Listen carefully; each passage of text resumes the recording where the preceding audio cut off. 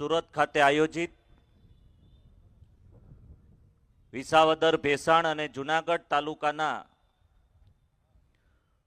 સુરતમાં વસતા લોકોના આ સ્નેહ મિલન કાર્યક્રમમાં ઉપસ્થિત ભારત સરકારના કેન્દ્રીય મંત્રી, ગુજરાત પ્રદેશ ભારતીય જનતા પાર્ટીના યશસ્વી અધ્યક્ષ, અમારા માર્ગદર્શક આદરણીય શ્રી CR પાટીલ સાહેબ, સુરત શહેર ભારતીય જનતા પાર્ટીના અધ્યક્ષ આત્મીય શ્રી પરેશભાઈ પટેલ, મંચ પર બિરાજમાન તમામ મહાનુભાવો અને અહીંયા ઉપસ્થિત આ કાર્યક્રમમાં ભાગ લેવા માટે પધારેલ વડીલો, યુવાન દોસ્તો, માતાઓ તથા બહેનો, આપ સૌ જાણો છો કે 87 વિસાવદર વિધાનસભાની ચૂંટણી એનું મતદાન આગામી 19 તારીખે યોજાવાનું છે. આપ સૌને જૂનાગઢ, વિસાવદર અને ભેસાણ તાલુકાના કે જેમનું મૂળ વતન ત્યાંના ગામડાઓમાં છે અને અહીંયા તમે વસવાટ કરી અને અહીંયા કર્મભૂમિ બનાવી છે, આપ સૌને અમે અપીલ કરવા માટે મતદાન કરી અને કરાવવાની અને મદદ કરવાની અપીલ કરવા માટે અહીંયા આવ્યા છે. તમે બધા જાણો છો કે છેલ્લા 6-7 દિવસથી અમે જ્યારે ચૂંટણીનું ફોર્મ ભર્યું ત્યારથી દરેક ગામડે ગામડે જઈએ છીએ ત્યારે આ ચૂંટણીમાં દરેક મતદાર ભાઈ બહેન એક મન બનાવ્યું છે કે ગુજરાતમાં ભારતીય જનતા પાર્ટીની સરકાર છે, દેશમાં વડાપ્રધાન શ્રી નરેન્દ્ર મોદી સાહેબનું શાસન છે અને 2012 થી આજ દિન સુધી વિરુદ્ધમાં પ્રવાહની વિરુદ્ધમાં રહ્યા છે, પરંતુ આ વખતે ભારતીય જનતા પાર્ટીને મત આપી વિસાવદરમાં ધારાસભ્ય બનાવવા છે એવું દરેક ગામડે ગામડે બધાએ મન બન્યું છે. દરેક ગામડે ગામડે લોકોનો ઉત્સાહ છે. પરંતુ આજે અહીંયા ઉપસ્થિતિમાં મારી આપ સૌને નમ્ર અપીલ છે કે તમે અહીંના સ્થાનિક છો, તમારું મૂળ વતન ત્યાંના ગામડાઓ, ત્યાંના તાલુકાનું કોઈ પણ એક ગામ છે, તો તમે ત્યાં અમને મદદ કરવા માટે, લોકોને વાત કરવા માટે, તમે તમારા પરિવારને અપીલ કરવા માટે અમારી મદદે આવો, એના માટેની વિનંતી કરવા માટે આવ્યા છીએ. આપણે એક વિચાર કરવો પડશે કે 2012 થી આજ દિન સુધી આ મત વિસ્તારમાં ભારતીય જનતા પાર્ટીનું પ્રતિનિધિત્વ નથી અને કેટલીય સમસ્યાઓ સરકારની વિરુદ્ધમાં જ્યારે મતદાન થયું, અલગ પાર્ટીના ધારાસભ્ય ચૂંટાણા અને જ્યારે ગુજરાતમાં ભારતીય જનતા પાર્ટીની સરકાર બની, બધા કઈ ને કઈ રીતે અનેક સમસ્યાઓ હતી, છતાં પણ અમે ભારતીય જનતા પાર્ટીના તમામ કાર્યકર્તાઓએ સરકારમાં રજૂઆત કરી, નાના મોટા કામો કરવા માટેની કોશિશ કરી. 2017માં ભલે ચૂંટણીનું પરિણામ ગમે તે આવ્યું, પરંતુ છેલ્લા 20 વર્ષથી આ વિસ્તારના દરેકે દરેક ગામડામાં અમે કામ કર્યા છે અને કરતા રહેવાના છે. 2012 થી આજ દિન સુધી ભગવાન રામનો વનવાસ પણ 14 વર્ષે પૂરો થયો. 14 વર્ષે ભગવાન રામ પણ અયોધ્યામાં વનવાસ પૂરો કરીને પાછા આવ્યા, એમ આ સીટનો પણ વનવાસ હવે 14 વર્ષ પૂરો થયો છે. રામ રાજ્યની સ્થાપના તમારા સૌના સાથ અને સહકારથી કરવાની છે. મારી આપ સૌને નમ્ર અપીલ છે કે આજે અહીંના લોકો 16 ઉમેદવારો આ ચૂંટણીમાં ફોર્મ ભરી અને ચૂંટણી લડે છે. આ 16 ઉમેદવારોમાંથી માત્ર ને માત્ર 4 જ ઉમેદવારો આ વિસાવદર વિધાનસભાના મતદાર છે. બાકીના 12 ઉમેદવારો ક્યાંક ઓલપાડથી સુરતથી છે, ક્યાંક સુરેન્દ્રનગરથી છે, ક્યાંક ભરૂચથી છે, ક્યાંક ગાંધીનગરથી છે.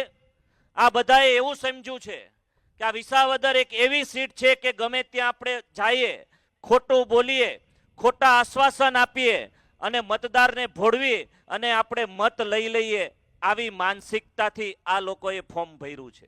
મારી આપ સૌને નમ્ર અપીલ છે કે હવે માત્ર 2.5 વર્ષનો સમયગાળો છે અને ઓપરેશન સિંદૂર પછી માનનીય વડાપ્રધાન શ્રીના નેતૃત્વમાં જે કામગીરી થઈ રહી છે, ત્યાર પછી ગુજરાતની પ્રથમ પેટા ચૂંટણી છે.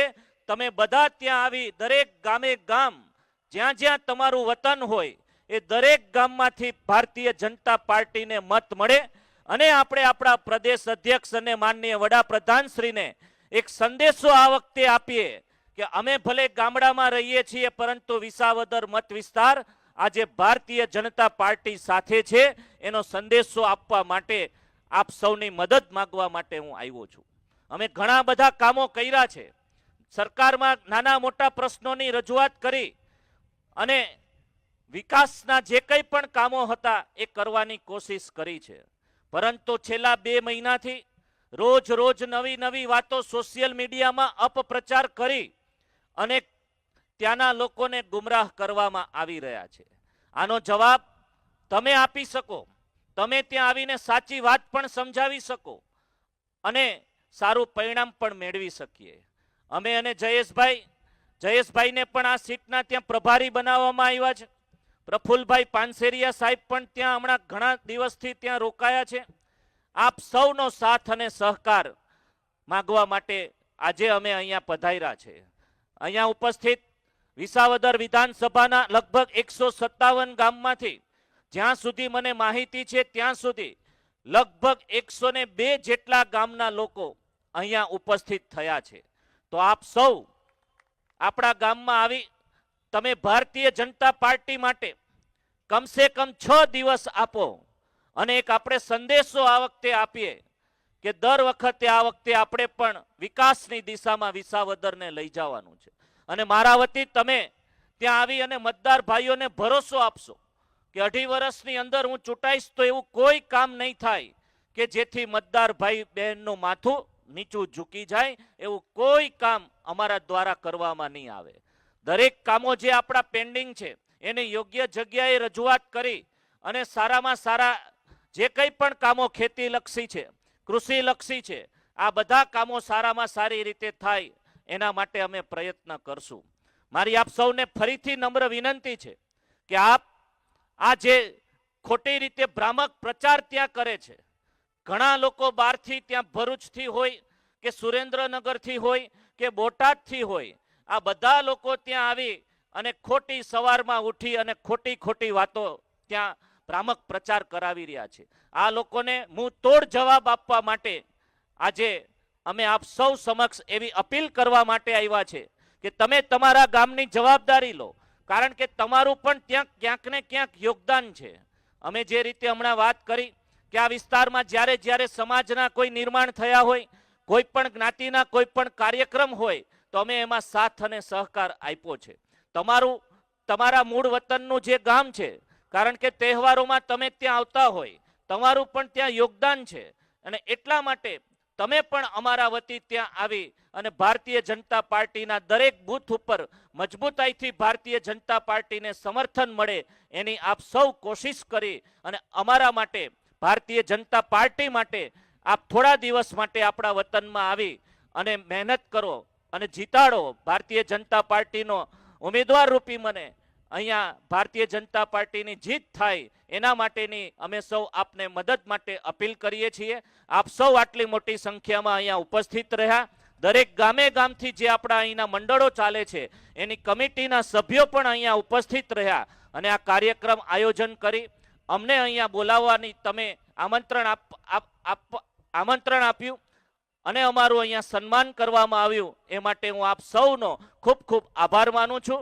હું આપને વિશ્વાસ અપાવું છું કે આજના વાતાવરણ પ્રમાણે જ્યારથી ચૂંટણી ડિક્લેર થઈ છે ત્યારથી આજ દિન સુધી લગભગ 35,000થી વધારે મતે ભારતીય જનતા પાર્ટીનો વિસાવદરમાં વિજય થવાનો છે અને આપ સૌ આવશો તો એમાં પણ વધારો થશે એ અપીલ કરું છું.